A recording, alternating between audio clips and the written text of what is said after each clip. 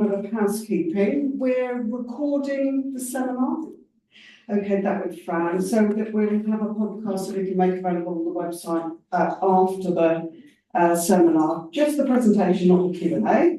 And we'll also make the slides available on the website as well. So welcome everybody to the last social inclusion seminar series this term. I don't think Laura's with us. Laura, who's been a great co-organiser for the last few years, Laura Lane, is stepping back for a bit from doing this, and so Gillian Paul and I are going to be organising the series for next term. So I hope to be able to send out that early next term to the dates for next term. So thank you very much to Laura for all the work she's done, fantastic work she's done in co-organising. Just to say, in terms of the seminar, we do a kind of 45-minute, 15-minute split. So the seminar's about 45 minutes of presentation, 15 minutes of Q&A at the end. I'll remind you when we get to the Q&A, but it'd be great if you introduce yourself so before you ask your question. Same applies to people online. Without any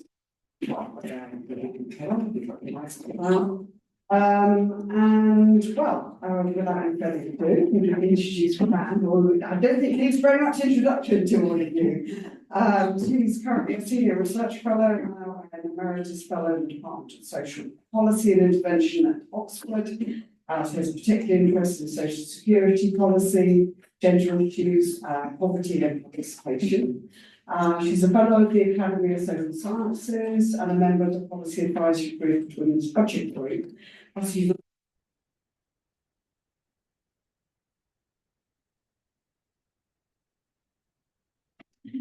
So welcome, Fran. I know you're going to also do that. I will this.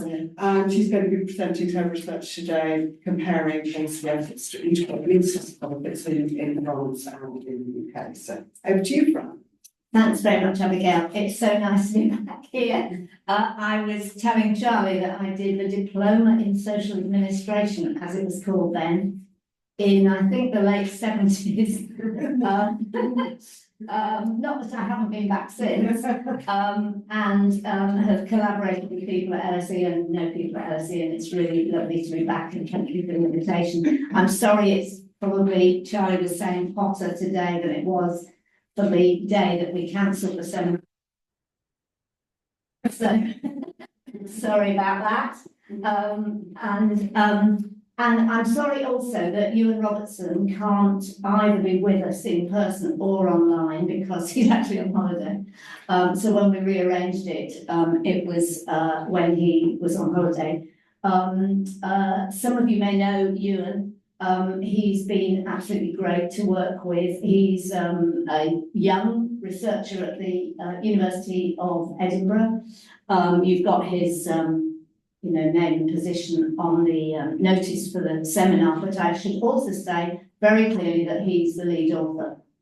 So he was co-author, but he was particularly the lead author, and especially in terms of the theoretical framework that we've used. So I'm sorry he's not here, and he's sorry he's not here, but he's not sorry to be on holiday, I'm sure.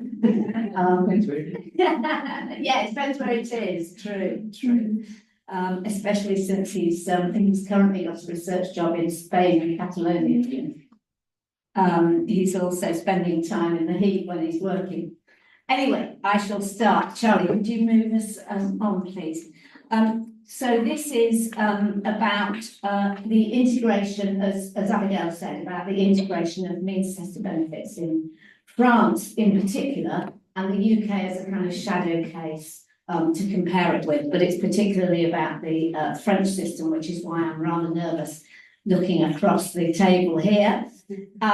So to begin with, we were setting out the context, which this is an article in the European Journal of Social Security. I think it's still online first, but it's certainly published now. So we were looking at benefit complexity as an issue that has come up over and over again as a policy and practical issue within the social security system. And Jane Millar, who's I see online has written about this in the past, of course, and often complexity is problematised in terms of the social security system, and especially means-tested benefits, which I would argue are inherently complex in any case. And there's been a policy interest in the simplification of benefits in many different countries, including, as we know, the UK. But we thought that France was a case of interest. Now, this is partly because Ewan did his PhD comparing in-work benefits in France and the UK, and he learned French to do that, which is enterprising. And so that was part of the reason. So, and I'd actually spent both a visit from the University of Oxford in Sciences Po, and then I spent a sabbatical term in Sciences Po. So we both got a connection with France. But I think it's also a case of interest, he argued, certainly, because it hasn't had much academic analysis in terms of the efforts to integrate means-tested benefits, which have been happening in recent years. So we thought it was a case of interest for both those reasons, really. It's a country which, I mean, as you know better than other people, has not necessarily had a big emphasis on means-tested benefits originally or in the past, but they have been growing in importance from the 1980s. And there are many different means-tested benefits in France. That's a key thing. And also they involve many different authorities and levels of governance. But they play a more minor role in the system, it should be said, than they do here. And as I said, we are using the UK as a kind of shadow case, not the main object of study, but as a comparison. And it, of course, has a long time means testing focus, as you all know here. And one route to simplification, although not the only route, has been seen as integration of means tested benefits. And I think it's important to separate the two. So there can be various ways in which you simplify means tested benefits. And only one of those is bringing benefits together in integration, but that's what we're looking at particularly in this article. Thanks, John. So the benefit integration reforms that we're looking at, the shadow case, if you like, is universal credit, which, as you will all know here, combines 6 different means-tested benefits, including one called tax credits, which was really a means-tested benefit. In the 2012 Act, and it was introduced therefore from 2013 onwards, and onwards, and is still continuing. We're on managed migration now, and we've just about finished, but not quite. So that's what happened with universal credit. And in France, it's been a more complicated story. So the active solidarity income, or the RSA, merged 2 benefits in 2008. And then in 2016, the activity bonus was introduced, which merged the in-work tax allowance and the in-work and an in-work benefit. And then in 2018, as part of the anti-poverty programme, that he was talking about, Macron declared that there would be a universal activity income, RUA. I mean, just by the way, I think it's very odd that both France and the UK have called something universal, which is means tested. And it means comprehensive. So it's basically the word for integration. I mean, it's basically the word for saying this is covering quite a lot of people with quite a lot of different benefits, and we're bringing it together. And unfortunately, that has started to be the word for comprehensive integration rather than non-means tested in the sense of universal or broader. You know, somebody said to me the other day, "Oh, universal credit is means tested, is it?" I thought it was, you know. So that's just by the by. Thanks, John. The questions we were asking about, particularly the RUA, as I'm going to call it from now on, was what was the proposal for integrating means tested benefits in France, and how did it evolve? And in order to look at that, we're also looking, as I say, at universal credit to give us extra insight into the kind of process of introducing an integrated means tested benefit and a comparative test of the questions that we are asking. And we do develop, and I'll talk about this in a minute, a framework for the comparative analysis of means tested benefit integration, from partial kinds of integration to fuller integration. And again, credit should be given to Ewan for that. Then we look at what led to the apparent abandonment of the RUA. There is a postscript to this right at the end of the presentation, which I'll go on to, but it looked as though RUA was being abandoned from basically about 2022 onwards. And what the reasons why it was apparently abandoned, in order to do that, and again, credit to Ewan for this, we're using a modified version of Kingdom's multi-streams analysis approach. I only realised today, looking at things, about the mixed metaphors. So we've got a multi-streams analysis approach, not opening a policy window, which gives you a slightly odd image in your head about flooding. But anyway, I only realised that today. So that's the kind of framework that we're looking at, the reasons for the abandonment of RUA, and we're couching that within the framework for comparative analysis that we developed. Thanks.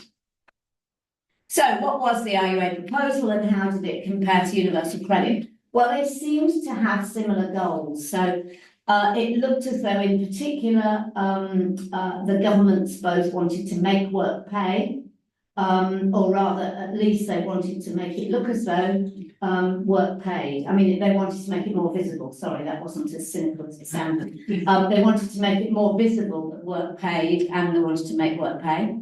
There was something in there of improving take-up of means tested benefits as well. And that might be improved by bringing benefits together rather than you having to do separate applications. And there was something also about restoring trust. Oh, if you're out of work, you can claim everything. So we bring them together and it doesn't maybe look like that anymore, as well as, of course, making work pay, improving trust in the benefit system as well. Now, there was some ideological impetus behind RUA. Macron talked about the pognon de dingue that people out of work could get, you know, crazy amounts of money. So there was some ideological impetus behind it, but less so, I think, we think, than universal credit, with the virtually messianic approach that Ian Duncan Smith adopted in terms of helping people who were disorganised sort their lives out. So it had some ideological impetus, less than universal credit, we think. Approximately the same kinds of numbers of benefits. There were 3 to 9 benefits potentially involved in terms of integrating them in RUA. And of course, as we've said, universal credit is 6 benefits. And they both included benefits with different functions. So both proposals actually included benefits which were for people out of work, for income maintenance, if you like, benefits for people that were in work, for topping up low incomes for households in work, and benefits for meeting housing costs, more or less, meeting housing costs. So in work and out of work and meeting costs, they were all involved in both proposals. But the nature of the integration for RUA was a bit ambiguous. So Macron talked about fusion, but sometimes it seemed to be more about alignment or harmonisation than about actually bringing them together to one benefit. So harmonising or regrouping benefits or aligning rules within them and so on. So it was a bit unclear as to what RUA actually was going to be. And the conditionality was not particularly decided within RUA either. Whereas I think we know that with universal credit, the proposal was both to extend conditionality to other groups of people whom it didn't apply to before universal credit, and also to harden the rules. So, for example, the sanctions originally for 3 years, if you remember, up to 3 years, whereas now it's 6 months. With RUA, the difference, I think, one of the differences was that the frequency of assessment or payment wasn't really an issue. So the assessment and payment frequency within means tested benefits in continental Europe tends to be longer than it has been in the UK by tradition. So it's tended to be monthly or even assessment over 3 months, for example. Whereas here, of course, it was a big issue that both the assessment of universal credit was going to be longer, and also the payment frequency was going to be longer than for most means tested benefits previously. Thanks, John. So those were the differences and similarities. This was our framework that we developed for the comparative analysis of integration. And this is basically from partial to fuller integration. So we've got a kind of table in the article that goes from partial to fuller. Partly this is based on a type of integration. So whether it's fusing benefits together into one payment, one benefit, or whether it's actually aligning the rules or harmonising the processes, or even administratively just applying for them all at the same time. So that's partly the type of integration. So is it fusion or not? And then secondly, benefit functions. So I've already said that the benefit functions which were included in both RUA and universal credit were similar. But they could have been only certain benefit functions, for example, meeting housing costs and childcare costs. You could fuse that, but that wasn't what happened. They actually were also for benefits, income maintenance in and out of work. And also the other thing we look at is the agencies involved. So are they under one authority, or will there still be more than one authority involved? Obviously, universal credit is just the Department for Work and Pensions. And it was rather more unclear with RUA, partly because there are more organisations involved in the administration of means tested benefits in France. Now, we're not arguing for or against integration as such in this article at all. We're leaving that aside. We're just looking at why people might have done it and what happened or didn't happen in particular. Thanks, Tom. So the evolution of the RUA proposal, we're doing all right for time. So the evolution of the RUA proposal. So there was no definitive government proposal really that emerged. Now, is that useful because people can read different things into it, or is it not useful because nobody really knows what we're talking about, and so they're against it? Not clear. But there was no definitive government proposal. Reports about it were not published. Really. But the government did start a wide-ranging public consultation from 2019 onwards, and that was a public consultation online. I think wrote in. There were consultations with stakeholder organisations, with the trade unions, with the local authorities, and so on. So there was a consultation that was very widespread and continuing from 2019. But when the pandemic happened, the work on that basically stopped. That kind of consultation, because it was partly about face-to-face meetings and so on. So that the consultation basically was halted, and of course the government energies had to go into other things during the pandemic. By 2022, at the end of the pandemic, there was a new government report about the idea of the RUA. And that was early in 2022 by Fabrice Longlard, who'd been involved throughout, I should say, and who was also helpful to us. But by late 2022, the focus had basically changed. The focus of government energies seemed to have changed. So to begin with, they started talking about solidarity at source. And that was meant to match really a move towards PAYE in France, taxation at source. So people had been doing tax returns. Most people in France did tax return, and they were moving towards PAYE, which was called taxation at source. And this was meant to match this with benefits. So there'd be solidarity at source was meant to be benefits which would be more automatic as well, to match tax which would be more automatic. That seemed to be the idea. And the idea seemed to be more about aligning the rules of the different benefits and standardising, for example, the taper in terms of how earnings were treated within means tested benefits, and the process of applying and so on, rather than necessarily forming one means tested benefit out of all of them. And the other focus which was improving the take-up of existing benefits. So the other focus appeared to be take-up, and they wanted to do an experiment with 0 non-take-up territories. And this has actually happened, and it's being evaluated currently by ODNOR, which is an organisation who's also been very helpful to us in our work. And they're evaluating what turned out to be, I think, over 30 authorities which volunteered to take part in this experiment for 0 non-take-up territories, whereas the government had envisaged about 10 to begin with. So it was quite popular, and they I don't know very much more about it, to be honest, but they are currently I think the evaluation report is going to be published in September. So this started to be a different kind of focus than the RUA by the time we got to late 2022. Thanks, Jane. So what about the causes of why the RUA seems to have been abandoned? So the attributed cause was the COVID-19 pandemic. Basically, people said, oh, we had to cope with the pandemic, we had to stop complicated work on things like this. We think it's a bit more complicated than that. And as I say, the multi-streams analysis of Kingdon was used and particularly developed, this has been developed by Ewan in previous publications, I should say, where he's modified that multi-streams analysis.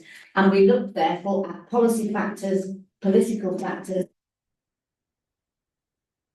may not have happened and meant that the multi-streams didn't open a policy window. Unlike for universal credit, we argued. So what were the policy factors? Well, there were concerns about feasibility, and the interesting thing is that universal credit was a model for the RUA, clearly. You know, there had been already a country which was quite nearby, which actually fused quite a long time before RUA was actually proposed in 2018. However, I was actually at a meeting where the French people, policymakers, came to the UK to look at how universal credit was doing, which at the time was really, really badly.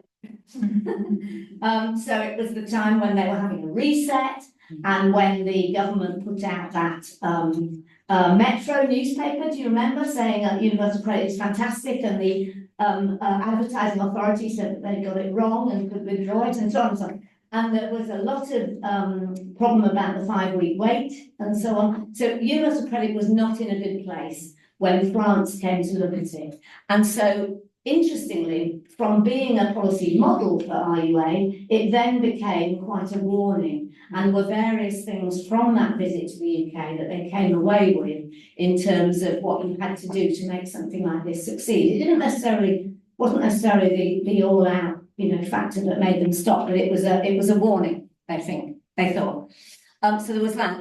And there was also a feeling amongst some ministers in particular that each benefit should have a defined purpose. And you shouldn't have what Fabrice Longlard called a glooby-booga, meaning gobbledygook, apparently. So I didn't know, but I think it's Swahili or something. No, it's not, I can't remember what language it is, but basically it means, it's all so muddled up that it's all a bit of a mess. Let's not do that. Let's not go there. So that was another issue that was actually posed by some ministers. And there were also technical challenges in terms of how to operate all this, partly because of the different levels. Thanks, John. But there were also political factors. And one of the ones which we think was quite important, but obviously you can argue about this, was that clear ownership was lacking. The RUA proposal was actually kind of looked at by various different organisations within government and outside it, or, linked to it in France, whereas with universal credit, as we know, the Centre for Social Justice proposed it. Originally, that was Ian Smith's think tank. He went into Parliament partly in order to introduce it. He stayed as a minister partly to introduce it. Lord Freud got involved as well, having done the review, and then stayed as a minister in the Minister of Welfare Reform. So there was very clear political ownership and spearheading of the initiative for universal credit, and that just wasn't quite there for IUA. Also because, as I've said, of the complex nature of French policy governance, consent from many places was actually needed, and there were lots of veto points, potential veto points, and lots of conflicts of interest about the introduction of something like this. And also, some people have argued that it was a bit too technocratic and risky to be important to push it for political gain purposes. So it was a bit too complicated, nobody knew quite what they meant, it was a bit glooby-boulga, etc., etc. And so it wasn't necessarily a vote win, if you like. So that was another reason that we think was a political factor. And then there were opportunity factors. So the lack of a blueprint coming into government, if you like. So although the original blueprint for universal credit had two components, and they boiled that down to one, they did have an idea of how they were going to do things. I mean, Breakthrough Britain is like this thick, I know, because it was on my shelf. And so unlike universal credit, RUA didn't really have that kind of blueprint. And then there were other things that happened that disrupted the progress. One was the Gilets jaunes protests, and of course the result from the Gilets jaunes protests, what the Yellow Vests protest was that prime d'activité, the activity bonus, quite significantly in response to that protest. And therefore that made a bit of a problem with integrating the prime d'activité with other benefits in France, because it had been increased because of that protest. Then, of course, there was the COVID-19 pandemic, which people argued within France had disrupted things. And there were these new agendas coming on board about take-up and the solidarity at source because of what was happening with tax. That came again and disrupted the agenda of the IUA. So those are the reasons we think that IUA was disrupted and didn't actually come to a conclusion within the time that we were looking at. So what do we think we have done is basically give some insights into policymaking in France during this period, developed this framework for cross-country comparison, where, as I say, I will very much give credit to Ewan. It's partly based on Clausen and Clegg, but they were looking at unemployment benefits, and they were looking at not just means tested, but also non-means tested benefits. So we've done something different with it. We've looked at the drivers behind the RUA evolution as we see it and why it was aborted. We've looked at universal credit as a possible model for the RUA, but the fact that its failings at the time, and that was before COVID-19 sort of, its reputation came back with COVID-19, but this was before that. So its failings tended to warn people off. We think that political ownership, or at least policy entrepreneurs, as they're sometimes called, were probably key to universal credit going ahead and RUA not. And our overall conclusion is that simplification is very alluring, but that radical reform by policymakers is actually more tricky than it might appear on the surface. And then there's a postscript, last slide. So the postscript is that there are reports of a new plan.